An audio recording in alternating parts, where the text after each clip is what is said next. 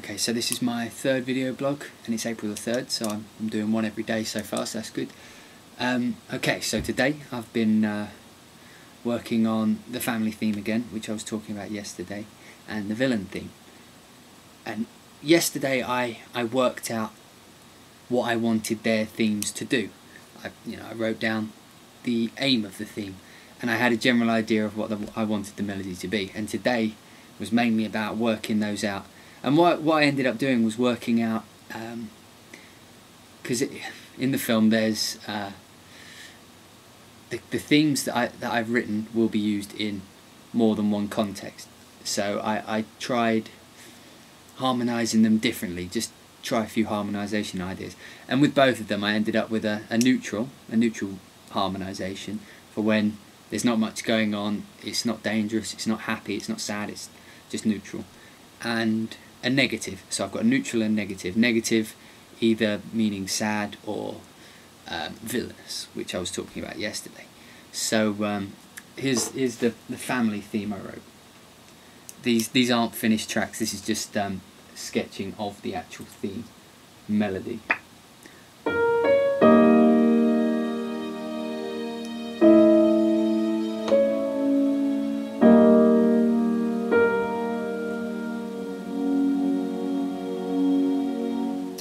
So that's the neutral for the family theme. That's when everyone's all together and whatnot, you know.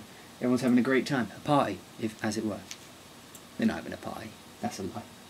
And then there's the negative. So I've got the neutral and this is the negative variation. It's the exact same melody.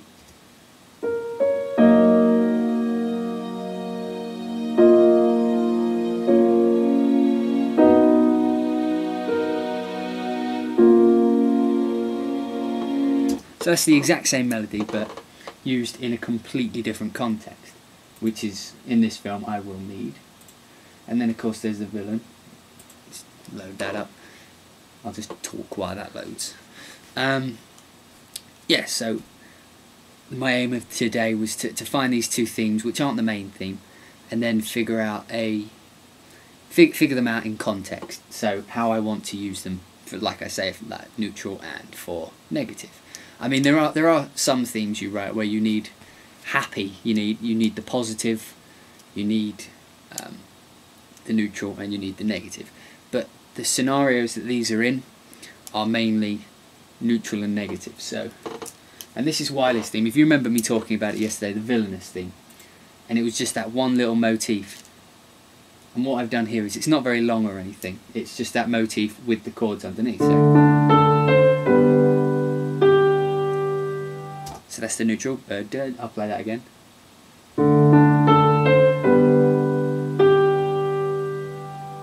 That's the neutral. And on this one, what I did is I could have harmonized this differently, but on that last note, on the neutral it goes ba da da da da, and in the negative version, what I've done is I've moved that last note into a really kind of dissonant position. If you listen. So it falls onto a dissonant. That's the villainous theme. So that one note is almost a representation of his state. So when it's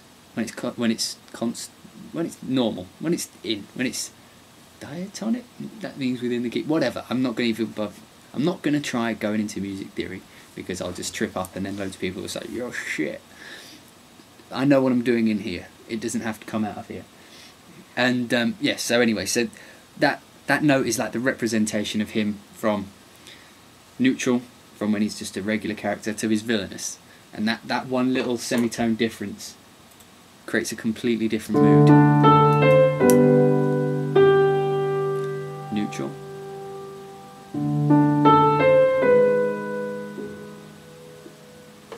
So there's that's the gist of what I've been doing today. There's not a lot of actual music per se that I've written today. A lot of it was the thought and figuring out what I actually wanted those themes to do, because that actually brings me into what else I wanted to talk about on this one. Is a few people have asked me how I write a cue, or how I go about starting a cue, you know, getting over the blank page syndrome, as it were. Listen to me talking posh. Anyway, so yeah, so how I start a cue. And I actually don't, a lot of people, and this, okay, what I'm about to say, it isn't a rule or anything, you know, the way you do your music is the way you do your music, whatever works for you. But what I've found, and this is what I'm going by, is I'm a planner, right? So before I write a cue, I have to, how to phrase it, I kind of, when I'm starting a cue, what I'll do is, you have to, I almost plan, I'm stuttering a lot because it's hard to articulate what I'm trying to say. How do I approach a cue? Right, so I plan. Yeah, that's it. I plan. I think ahead.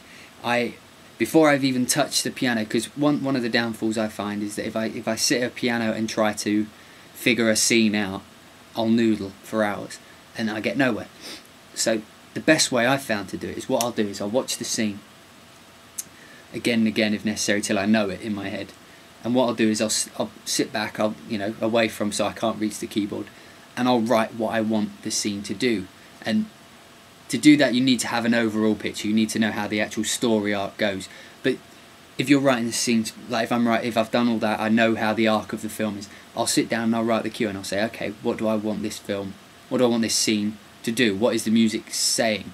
Is it pushing the scene upwards towards a crescendo? Is it showing, the gradual demise of a villain's persona? Is he like in this film, going from neutral to villainous?